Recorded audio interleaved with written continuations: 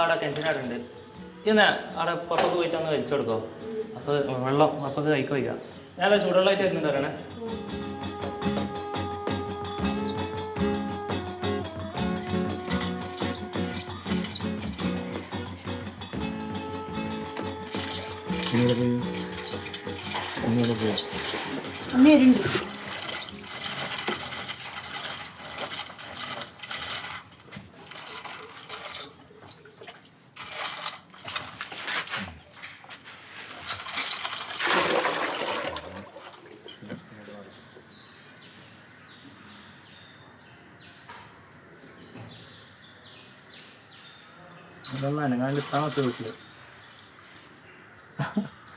അതന്ന് കാറ്റാട്ടിൽ കുടിയിരിക്കലിന് കണ്ടിട്ട് ബസ് സ്റ്റാൻഡിൽ ബസ്സിൻ്റെ പിന്നാലെ ഓടിയത് ചെരുപ്പിൻ്റെ അറിയാ വഴിയേക്കിട്ട് വീഴാൻ വേഗം തന്നെ കഴുകിപ്പോവാ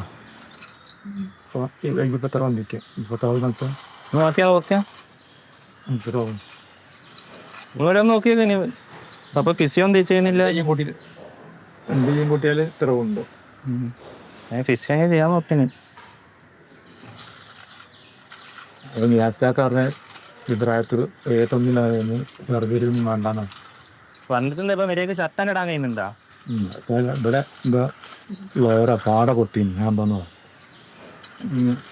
ആശം ചില്ലറ വന്നിട്ട്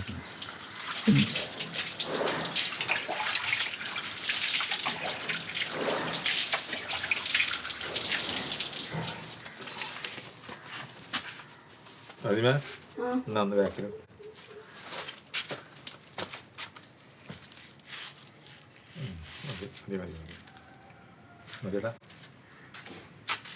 വെള്ളം വെക്കാൻ കിട്ടൂല ഞാൻ വെച്ചുതരാം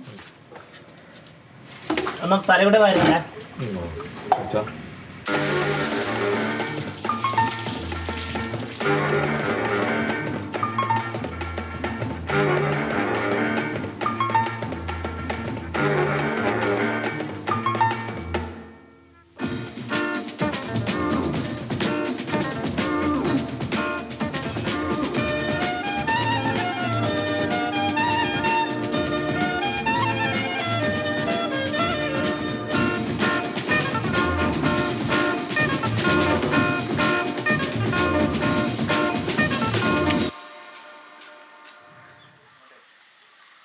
വിചിത്രമായൊരു വ്യക്തിയാണ് പപ്പ.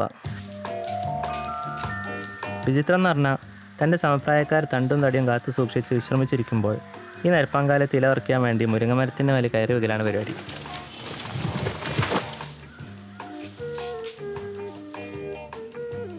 കണ്ണിക്കണ്ട ചപ്പും ചാറും വായിക്കുമെങ്കിലും ബഷീറിനെതിരായിട്ടും പപ്പ വായിച്ചില്ല. ബീരാ മുസ്ലിയാർ എന്നും മരുവിന് ശേഷം ഖുറാൻ പഠിപ്പിക്കാൻ വന്നിരുന്നെങ്കിലും അലമേശ്വറിൻ്റെ അപ്പുറത്തൊരു സൂറത്തോലും അപ്പക്കറിയില്ല. മരുമക്കത്തായ സമ്പ്രദായം പിന്തുടരാതെ ഉമ്മാനെ കണ്ണൂരിൽ നിന്ന് കെട്ടിക്കൊണ്ടുവന്നിട്ടും ഒരു ബിരിയാണി പോലും അപ്പ വെക്കാറില്ല. കല്ലായി കുറ്റിച്ചിറ ഭാഗത്ത് കുറേ വലസി നടന്നിട്ടും നിഷ്കാൽ പള്ളി കയറ്റും അപ്പ കണ്ടില്ല. ആ വിചിത്രത്തിൻ്റെ ചരിത്രമാണ് ഈ ചിത്രം. എന്താ എല്ലാം നെഗറ്റീവായിട്ടാണല്ലോ പറയുന്നത്. എങ്ങനെ കുട്ടിയാൽ അപ്പോൾ ഇപ്പോൾ ഫിലിം ക്യാമറയിലൊക്കെ അന്ന് ഫോട്ടോ എടുക്കും ആദ്യം നെഗറ്റീവിൽ എടുത്തില്ല എന്നിട്ട് പോസിറ്റീവ് അല്ലല്ലേ പറഞ്ഞോ. ഇത് ഞാനെടുത്തതാണെന്ന് ഉറപ്പില്ല. ചിലപ്പോൾ ഞാനെടുത്തതായിരിക്കും ട്രൈപ്പോഡിൽ, അല്ലെങ്കിൽ വേറെ ആരെ കൊണ്ടെങ്കിലും എടുപ്പിച്ചതായിരിക്കും. ഇതാണ് ഉമ്മാൻ്റെ ഉമ്മ, മറ്റമ്മ വണ്ടൂരുള്ള. ഇത് നമ്മളുമ്മ, മറ്റേതൊക്കെ അമ്മാവൻ്റെ മക്കളും. പിന്നെ ഇതിൽ ഇതുപ്പ പിന്നെ ടീമിൽ ഫുട്ബോളാണോ പിന്നെ വോളിബോളാണോ എനിക്കറിയില്ല. പിന്നെ ഇത് ഉപ്പ തന്നെയാണ്. ഇതിപ്പം എന്നെ പോലെയാണോ അതോ ഇബുനെ പോലെയാണോ? തുർക്കി തൊപ്പി എന്നതിന് പറയല്. മദ്രസ അല്ലല്ലോ, ഇത് ഇവരെന്താ ഇന്റർമീഡിയറ്റ് ആയിട്ടും പഠിക്കുമ്പോഴത്താ.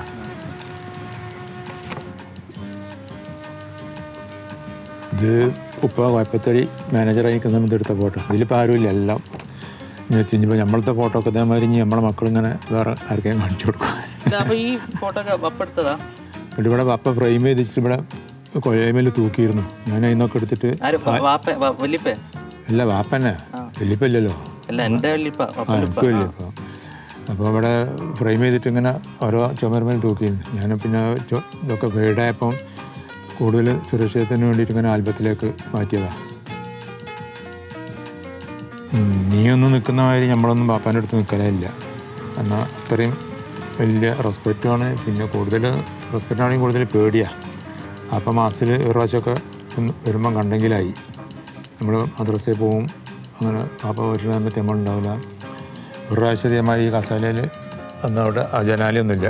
അപ്പം ഇങ്ങനെ കിടന്ന് കാലെല്ലാം നീട്ടി വെച്ചിട്ട് ഇങ്ങനെ സിഗരറ്റ് വലിച്ചിട്ട് ഇങ്ങനെ പുറത്തേക്ക് എറിഞ്ഞ് അവിടുന്ന് എറിഞ്ഞ്. അപ്പോൾ ഞാൻ കാലിങ്ങനെ വിഞ്ഞുകൊണ്ട് മുഖത്ത് മുണ്ടിട്ടുണ്ടല്ലോ.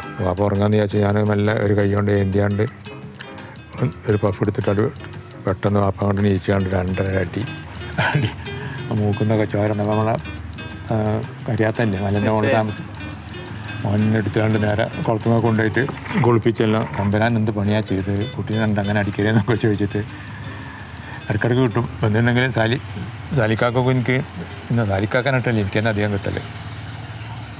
പ്രതിയെ നിരപരാധി എന്ന് കണ്ട് വിട്ടയക്കണമെന്ന് ഞാൻ വിനീതമായി അപേക്ഷിക്കുന്നു. പ്രോസിക്യൂട്ടർക്ക് കൂടുതലായി വല്ലതും ബോധിപ്പിക്കാനുണ്ടോ? യാതൊന്നുമില്ല.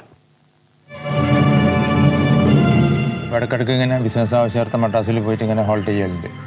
അങ്ങനെ ഇരിക്കുമ്പോഴാണ് പി ഭാസ്കരൻ എന്ന് പറഞ്ഞ സിനിമയിലുള്ള പാട്ട് എഴുതുന്നതൊക്കെ മുപ്പരായിട്ട് അങ്ങനെ പരിചയപ്പെടലും പിന്നെ അങ്ങനെ ആ റിലേഷൻ്റെ പേരിൽ അമ്മേക്കാണെന്നുള്ള സിനിമ ഷൂട്ട് ചെയ്യുന്ന സമയത്ത് ഒരു ജഡ്ജിൻ്റെ റോളിലേക്ക് ഉപ്പനോട് പറഞ്ഞപ്പോൾ ഉപ്പ അങ്ങനെ ആ ജഡ്ജിൻ്റെ റോളിൽ ഇങ്ങനെ ആ സീറ്റിലിരുന്നിട്ടുള്ള ഒരു സീനുണ്ട്.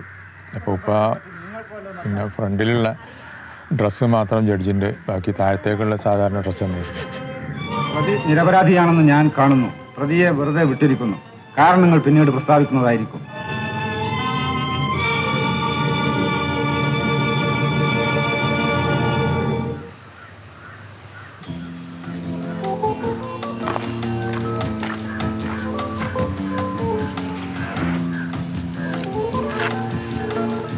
ഇത് പന്നിയങ്കര പപ്പ കോളേജിൽ പഠിക്കുന്ന സമയത്ത് പന്നിയങ്കര ആപ്പാപ്പനോട് താമസിക്കുമ്പോൾ അതിൻ്റെ മുമ്പിലുള്ള വീട്ടിലുണ്ടായിരുന്ന ബേബിയേട്ടൻ എന്ന് പറഞ്ഞ പ്രേമരത്നത്തിൻ്റെ പിന്നെ ഭാഗ്യം സേതു ധർമ്മത്തിൻ്റെ ഒക്കെ ഏട്ടന്.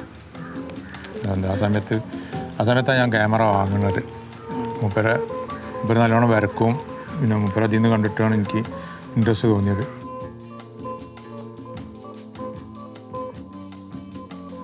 അന്നത്തെ പായക്കാട്ട് വന്നിട്ടുണ്ടെങ്കിൽ നമ്മുടെ ആക്ടിവിറ്റീസ് തന്നെ ഫ്രണ്ട്സിൻ്റെ കൂടെയും കുടുംബക്കാരുടെ കൂടെ എല്ലാം മല കയറാൻ പോവും, കുളത്തിൽ കുളിക്കുക, പുഴയിൽ പോയി കുളിക്കുക, അങ്ങനെയുള്ള ഓരോ പരിപാടിയാണ്. അപ്പോൾ എനിക്കന്ന് ഒരു ക്യാമറ ഉണ്ട്, ഞാൻ പിന്നെ സ്വന്തമാക്കി വാങ്ങിയിട്ട്. അപ്പം അങ്ങനെ അന്നെടുത്തതാണ് ഈ കാണുന്നതൊക്കെ.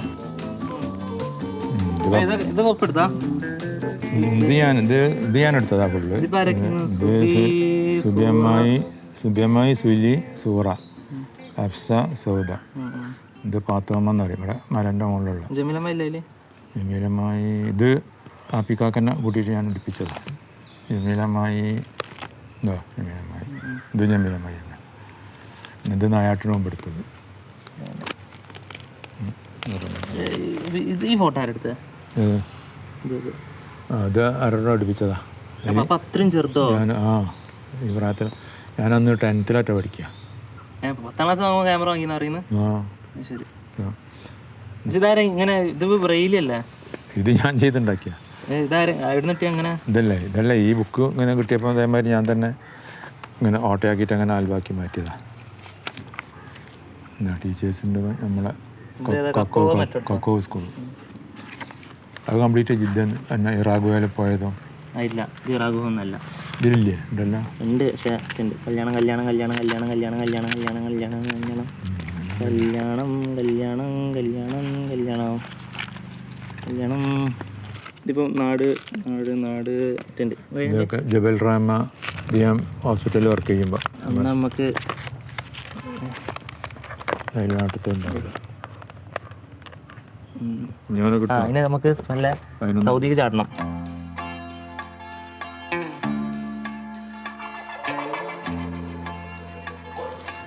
ചൂടുണ്ടോ? ഈ ആൽബത്തിലുള്ളതൊക്കെ മറ്റേ സൗദിയിലുള്ള ഫോട്ടോസാണ് കംപ്ലീറ്റ്. അത് സൗദിയിൽ പോകാൻ കാരണം കക്കൂ സ്കൂളിൽ നിന്ന് കിട്ടുന്ന ശമ്പളം ഒരു എവിടെ എത്തൂലെന്ന് കണ്ടപ്പോൾ സാലിക്കാക്ക അറേഞ്ച് ചെയ്ത വിസയിലാണ് സൗദിക്ക് പോകുന്നത്. ആദ്യം ദമാമിലെത്തുള്ളത്. ദമാമിലെത്തിയ ഉടനെ തന്നെ സ്പോൺസർ ഒരു പിക്കപ്പെല്ലാം അറേഞ്ച് ചെയ്തെന്ന് ഇന്ന് എംപ്ലോയീസിനെ ഓഫീസിലും വർക്ക് പ്ലേസിലേക്കെല്ലാം കൊണ്ടുപോകാൻ വേണ്ടിയിട്ട് സെറ്റപ്പാക്കി തന്നതാണ്. അപ്പോൾ വീക്കെൻഡിൽ ഈ പിക്കപ്പ് എടുത്തിട്ട് നമ്മൾ അൽക്കോബാറും അതുപോലെ വേറെ കടൽ തീരങ്ങളൊക്കെ പിന്നെ സന്ദർശിക്കാൻ പോകും, ഡെസേർട്ടിലെല്ലാം പോകും.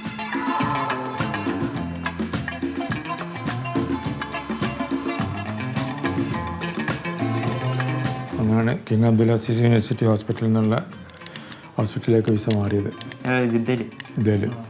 അപ്പോൾ അവിടെ നിന്നപ്പം പിന്നെ നമ്മൾ വീക്കെൻഡിൽ അവിടെ വ്യാഴാഴ്ച ഉച്ചവരെ പിന്നെ വെള്ളിയാഴ്ച ഫുള്ളും ഫ്രീ. അപ്പോൾ ഈ സമയങ്ങളിലൊക്കെ നമ്മൾ പിന്നെ ജിദ്ദയിൽ നിന്ന് മദീന, മക്ക അങ്ങനെ വീക്കെൻഡിലൊക്കെ ഇങ്ങനെ പോയിക്കൊണ്ടിരിക്കും. പിന്നെ അല്ലാത്ത സമയത്ത് മക്കത്തു നിന്ന് പിന്നെയും പോയ തായിഫ് എന്ന് പറഞ്ഞ സ്ഥലമുണ്ട്. മറ്റേ പണ്ട് റസൂലിന് കല്ലാറിട്ടില്ലേ, അവിടെ പോയി കൂടും. ഫ്രണ്ട്സ് ഉണ്ടാവും കൂടെ, ഒരു 3 അച്ചായന്മാരുണ്ടാവും, ബാക്കിയുണ്ട് ഞങ്ങൾ 3 മുസ്ലിങ്ങളും. പിന്നെ അതിൻ്റെയും ടോപ്പിലുള്ള സ്ഥലമാണ് അബുഹ. അബുഹയിൽ പോകുമ്പോൾ ശരിക്കും ഈ നമ്മൾ കാണുന്ന ക്ലൗഡ്സ് എല്ലാം നമ്മളെ കൈമ കൂടി ഇങ്ങനെ പാസ് ചെയ്യും, അത്രയും ടോപ്പിലാണ്. അപ്പോൾ അവിടെ കൂടി ഇങ്ങനെ കാർഡ്സ് എല്ലാം കളിച്ച് ഇന്ന് വെള്ളിയാഴ്ച രാത്രി അല്ലെങ്കിൽ ശനിയാഴ്ച പുലർച്ചൊക്കെ അങ്ങോട്ടേക്ക് ഇതിലേക്ക് തന്നെ മടങ്ങി വരും.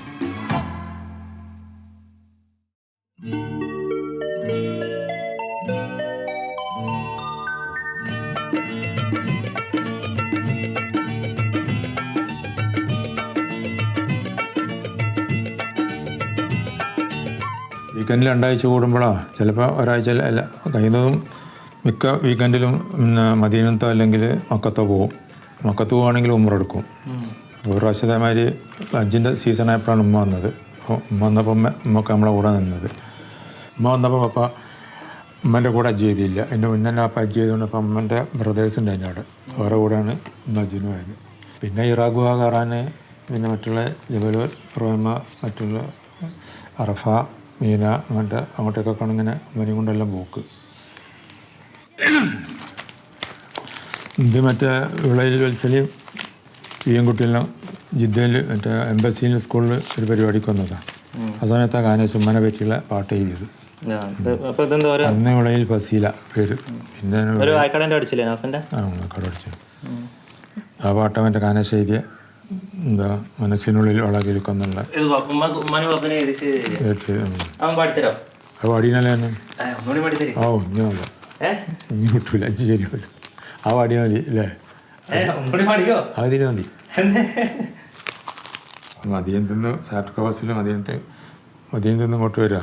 മറ്റേ ഇവിടെ ഇതിലേക്കുള്ള ട്രിപ്പിൽ മൂപ്പരെല്ലാം ചോദിച്ച് മനസ്സിലാക്കിയിട്ട് അവസാനം ഇറങ്ങാൻ നേരത്തിനോട് പറഞ്ഞ് ഇത് സൗകര്യം പോലെ ഒന്ന് വായിച്ചു നോക്കേണ്ടിന്ന് പറഞ്ഞു. അങ്ങനെ മൂപ്പര് നോക്കുമ്പോൾ ഈ പാട്ടാണ് അതിലുള്ളത്. 1982 മെയ് 15 ചന്ദ്രിക വരാന്തപതിപ്പിൽ പ്രസിദ്ധീകരിച്ചിരുന്നു. ഇതിലെഴുതിയത് ഒന്ന് വിയാൻകുട്ടിയാണ് പാടിയത്, സംഗീതം ദാസ് എന്ന് പറഞ്ഞിട്ട്. ഞാൻ പാടിയപ്പോൾ ട്യൂണൊന്നും ഉണ്ടാവില്ല. മനസ്സിനുള്ളിൽ വളകിലുക്കം മലർ പോലുള്ള മിഴിയനക്കം മൈമൂനതൻ മധുരനാമം മൊഴിയുമ്പോഴേ തലകറക്കം. പിന്നെ ഉള്ള വരി ഇതിന് പറയുന്നത് പല്ലവി അനുപല്ലവിയാണ്. ഉറങ്ങിപ്പോയാലടുത്ത് വന്ന് അബീക എന്നൊരു കുണുക്കം ഉണർന്നു പോയാലകലെ ചെന്ന് അറിയാത്ത പോലൊരു നീറുത്തം അവിടെ കണ്ണൂർ കഴിഞ്ഞുകൊണ്ട് കടക്കണ്ണിനാലെറിഞ്ഞും കൊണ്ട് ഇടിമിന്നലും കൊടുമാരിയും കടക്കുന്നല്ലോ ഇടുക്കി പെണ്ണ്. കരളിനുള്ളിൽ കനവും വെച്ച് കഴിഞ്ഞിടുവാൻ കഴിയില്ലല്ലോ, കടല് പോലും കുടിച്ചു വറ്റിച്ചവിടെയെത്താൻ കൊതിക്കുന്നല്ലോ. മനസ്സിനുള്ളിൽ വളകിലുക്കം മലർ പോലുള്ള മിഴിയനക്കം മൈമൂന തൻ മധുരനാമം മൊഴിയുമ്പോഴേ തലകറക്കം. ഇത് മതിയോ? അങ്ങനെ അപ്പം പിന്നെ അന്നത്തെ അറബ് ന്യൂസിലാണ് പപ്പൻ്റെ ദമാമെന്ന് ചാടി പോകുന്നതല്ലേ, പപ്പൻ്റെ ഫോട്ടോസ് ചെയ്ത ന്യൂസ് വന്നത്. അവിടുത്തെ അറബ് ന്യൂസിൽ പത്രത്തിൽ ഔട്ടായ സമയത്ത് ഞാൻ അപ്പോഴത്തേനോട് നാട്ടിലെത്തിപ്പോയി.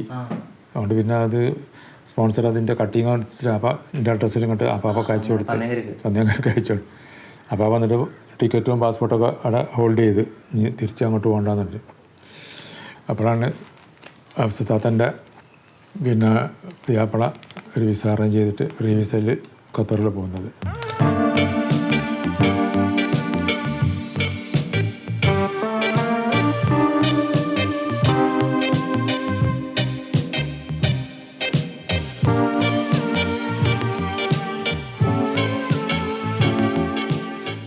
ആ വിസയിൽ 1985 ഖത്തറിലെത്തി. ചെന്നപാട് തന്നെ ഒരു 6 മാസത്തോളം ഒരു പിന്നെ കാസറ്റ് കടയിൽ ഓഡിയോ വീഡിയോൻ്റെ കാസറ്റ് കടയിൽ ജോലി ചെയ്ത് അത് രാവിലെ മുതൽ രാത്രി വരെ ഉണ്ടാവും. ആ സമയത്താണ് MES സ്കൂളിൽ MESൻ്റെ ഇന്ത്യൻ സ്കൂളിൽ ഒരു പോസ്റ്റ് ഉണ്ടായപ്പോൾ അപ്പോൾ അവിടെ സെലക്ഷൻ കിട്ടി, അങ്ങനെ അവിടെ ചേർന്നു. ആ സമയത്ത് അതേമാതിരി പ്രിൻസിപ്പാളും എല്ലാ മാഷന്മാരൊക്കെ ആയിട്ട് നല്ല കമ്പനി ആയതുകൊണ്ട് സ്കൂളിലെ പല ഫംഗ്ഷനും എടുക്കാൻ പപ്പനെ വിളിക്കും, ഫോട്ടോ എടുക്കാൻ. അങ്ങനെ ഗേൾസ് സ്കൂളിലും ബോയ്സ് സ്കൂളിലൊക്കെ ഉള്ള പല ഫംഗ്ഷനും പ്രിൻസിപ്പാളെ കൂടെ തന്നെ അപ്പം പ്രിൻസിപ്പാളെയും കൂട്ടിയിട്ട് പോകും.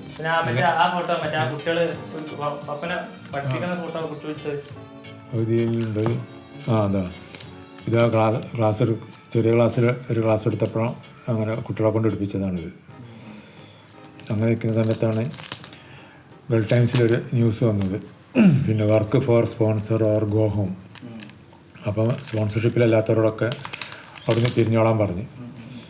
അങ്ങനെ എന്താ അറിയില്ല, ഭാഗ്യം കൊണ്ട് ആ ഗൾഫ് ടൈംസ് തന്നെയാണ് എനിക്ക് പിന്നെ ഫ്രീലാൻസ് അഡ്വർടൈസിങ് റെപ്രസെൻറ്റേറ്റീവായിട്ട് ജോലി കിട്ടിയത്.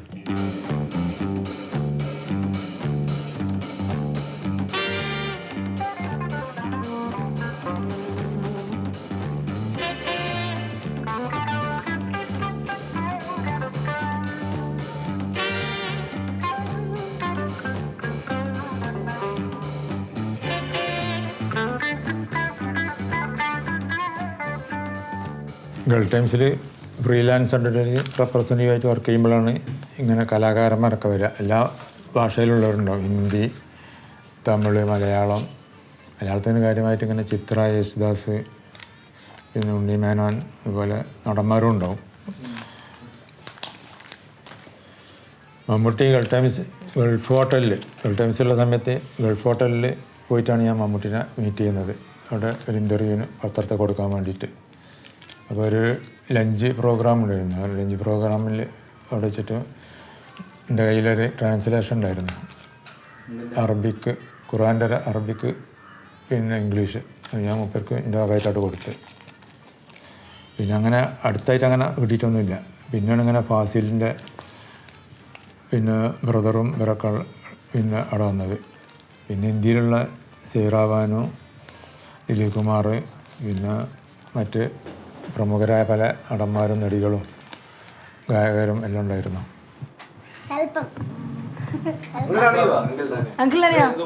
ഫാസിൽ അങ്കിളിന്റെ ബ്രദറാ.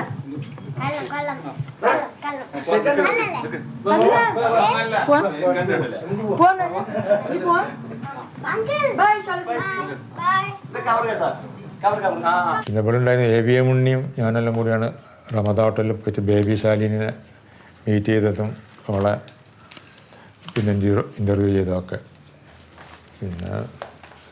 പിന്നെ ഇതേ അനുഭവം തന്നെ പിന്നെ നാട്ടിലുള്ള സമയത്ത് കോളേജിൽ പഠിക്കുമ്പോഴാണ് MESൻ്റെ കെയർ ഓഫിൽ ഒരു പരിപാടി മാനാഞ്ചിറയിലുണ്ടായിന്. മുഹമ്മദ് റാഫിയും ടീമെല്ലാം വന്നപ്പം നമ്മൾ കുറച്ച് പേര് വളണ്ടിയേഴ്സ് ആയിട്ടുള്ള ഞങ്ങൾ 2 പേര്, ഞാനും കുഞ്ഞാണിക്കാക്കിയും അവിടെ പോയിട്ടാണ് ഗസ്റ്റ് ഹൗസിൽ നിന്ന് മുഹമ്മദ് റാഫിനെ മീറ്റ് ചെയ്യുന്നതും ഫോട്ടോ എടുക്കുന്നതൊക്കെ. പ്രേം നസീറും മോഹൻലാലും പിന്നെ KPM, ജഗതി, മുകേഷ് ഇവരെല്ലാം വന്ന സമയത്ത് പ്രേം നസീറിന് ഒരു സിംഗിൾ റൂമായിട്ടാണ് ഹോട്ടലുകാർ കൊടുത്തത്. മോഹൻലാൽ, സോമന്, മറ്റേ തണ്ണി അടിക്കുന്നവരൊക്കെ ഒരു റൂമിൽ. ഞാൻ അഫ്സദാത്തൻ്റെ ഇഷനിയും കൂട്ടിയാണ് പോയത്. അപ്പം ബാബു മേത്തറുണ്ട് ഗൾഫ് ടൈംസിലുള്ള ന്യൂസ് റീഡർ. മൂപ്പരിൻ്റെ ഒരു ബോട്ടിൽ പോയിഞ്ഞിട്ട് നസീറിന് കൊടുക്കാം. ഞാൻ വന്ന് ഇത് ഞാൻ കൊടുക്കൂല എന്ന് പറഞ്ഞു. കാരണം ഇത് നമുക്ക് പിന്നെ കഴിക്കാനും പാടില്ല, കഴിക്കുന്നവർക്ക് കൊടുക്കാനും പാടില്ല. പക്ഷേ ഞാൻ ഡോറിന് നസീറിൻ്റെ പിന്നെ റൂമിലേക്ക് മുട്ടി നോക്കുമ്പോൾ മൂപ്പര് ഇതിങ്ങനെ ജെയ്ത്തൂൺ കായ് ഉണ്ട്, ഇങ്ങനെ ഒരു ഇതിൽ വെച്ചിന് കുറച്ച് ഇതിൽ, പിന്നെ ഇതിങ്ങനെ വെച്ചിട്ട് ഒരു സുലൈമാനി പോലത്തെ. ഞാൻ പറഞ്ഞു ഇത് നിങ്ങൾ കഴിക്കില്ല എന്നുള്ള. ഞാൻ കഴിക്കലൊന്നുമില്ല, ഇത് ബിയറാണ്, ഇത് അഭിമനം കുടിക്കുകയെന്ന് പറഞ്ഞ്. ഇവിടുത്തെ പിന്നെ യൂറിനൊക്കെ പിന്നെ പ്യൂരിഫൈ ചെയ്യും, ഇവിടുത്തെ സൗദിയത്തെ പാനീയം തന്നെയാണെന്ന് പറഞ്ഞു. ഗൾഫ് ടൈംസിലെ അനുഭവം നല്ലൊരു ഇത് ചെയ്യുന്നു. അപ്പം റെസ്റ്റ് ഉണ്ടാവില്ല, രാവിലെ ഇറങ്ങിയാൽ രാത്രി 11 മണിയാവും പിന്നെ വീട്ടിൻ്റെ റൂമിലെത്താൻ.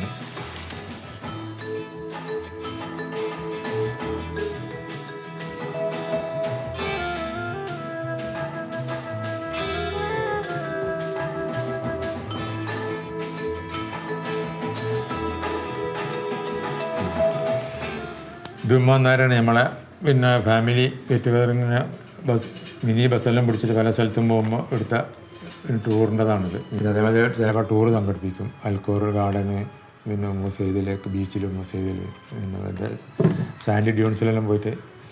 പാപ്പക്കാടൊരു പിന്നെ മിനിസ്ട്രിയിൽ വർക്ക് ചെയ്യുന്ന സമയത്ത് ഒരു ജയിലിൽ പോകേണ്ട അവസരം വന്നല്ലോ. ഒരു കള്ളക്കേസിൽ കുടുക്കിയിട്ട് ജയിലിൽ 2 പ്രാവശ്യമായിട്ട് പണ്ട് ജയിലിലിട്ടപ്പോൾ മുത്താർക്കാക്കൻ വന്നിട്ട് പപ്പനെ ഒന്ന് ഉയർത്തിയത്. അപ്പോൾ മുത്താർക്കാക്കൊക്കെ നല്ലൊരു ബോട്ടിൻ്റെ നല്ലൊരു സ്പോൺസറാണ്. അപ്പോൾ മുത്താർക്കാക്കൻ്റെ കമ്പനിക്ക് ഉള്ളൊരു വലിയൊരു പോലത്തെ ഒരു ബോട്ടുണ്ട്. അതിൽ നമ്മൾ സാബിത് കാക്ക, ഉമ്മ, പിന്നെ മുത്താർക്കാൻ്റെ ഭാര്യ ഉമ്മർ കാക്ക കൂടി പോകണം. അതിൽ അവിടെ ആ സ്റ്റീം ബോട്ടാണ്. അപ്പോൾ ആ സ്റ്റീം ബോട്ടിൻ്റെ കോയിലുണ്ടല്ലോ, അത് കോയില നല്ല ചൂടുള്ള അറിയില്ല. ഞാൻ അറിയാണ്ട് ഇങ്ങനെ അവിടെ പിടിച്ച് കയ്യൊന്നായിട്ട് അവിടെ പൊള്ളി.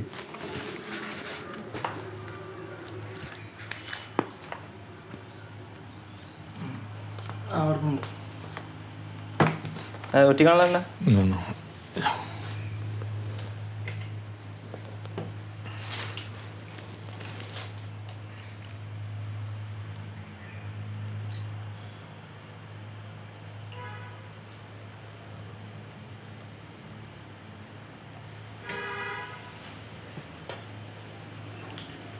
ഉറങ്ങാക്കണ്ട.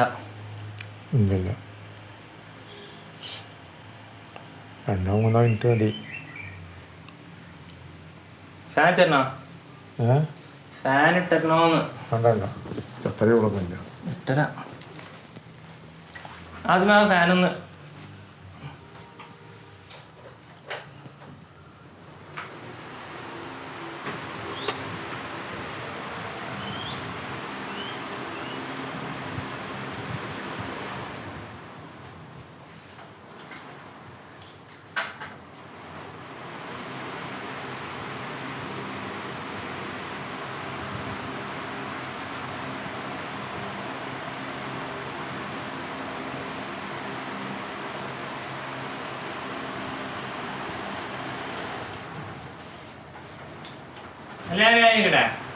അല്ല അപ്പൊ പപ്പന്റെ വസിയത്ത് എത്തിച്ചിനോ?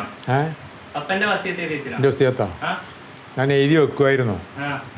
പിന്നെ വാപ്പൻ്റെ എല്ലാം വായിച്ച് ഉമ്മൻ്റെ ഉണ്ട്, രണ്ടും ഉണ്ട്. ഞാൻ എനിക്ക് പറഞ്ഞത് അപ്പോൾ ഞാനെന്ത് ഇങ്ങനെ വായിക്കുന്ന ഒരു സംഭവമില്ല. ഇങ്ങനെ നൂർജാൻ എന്ന് പറഞ്ഞ ഒരു പാട്ടുകാരില്ലേ, ആ പാട്ടുകാരൻ്റെ ഒരു ലേഖനം വായിച്ചിരുന്നു. അപ്പോൾ അതിൽ അവൾ പറയുന്നുണ്ട് ഞാൻ വസിയത്ത് എഴുതി വെക്കൂല. കാരണം അവളുടെ ലൈഫിൽ വസിയത്ത് എഴുതി വെച്ച ആൾ പിന്നെ 6 മാസം പിന്നെ ലൈഫ് ഉണ്ടായിട്ടുള്ളൂ എന്ന്. ഞാൻ അങ്ങനെ കണക്ക് കൂട്ടി നോക്കുമ്പോൾ വാപ്പൻ്റെ ഡേറ്റും വാപ്പ വെച്ച് നോക്കുമ്പോൾ അതാണ്. അതുകൊണ്ട് ഞാൻ എഴുതണ്ട അയച്ച്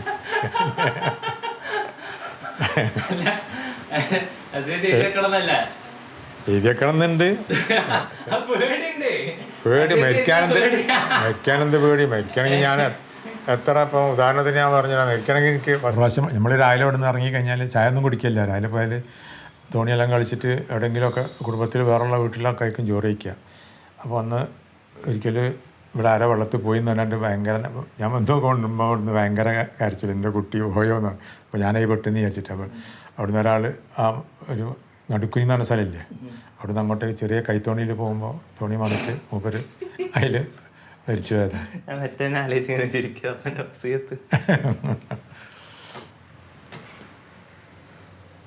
വസിയത്തിൽ എന്താ പറയാ ഉണ്ട്. അത് ഒസീത്ത് ഇതിനെ കുറച്ച് ധൈര്യമൊക്കെ വേണം.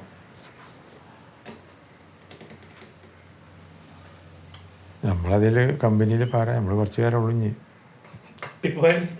തട്ടി.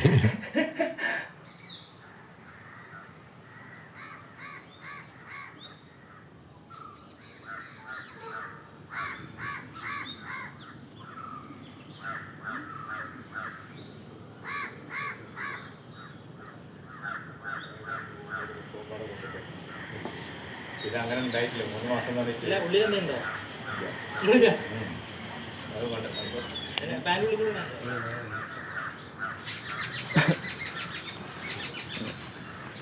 ചീർപ്പുണ്ടോ അതിനാ ഇതുണ്ട്.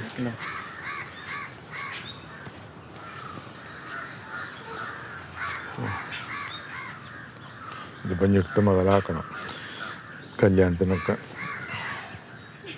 അത് ഇവര് എന്താ സിനിമ ഓരോ കോസ്റ്റ്യൂമിന്റെ ഓരോ ശരിക്കും അപ്പൊക്കെ തരാനോ?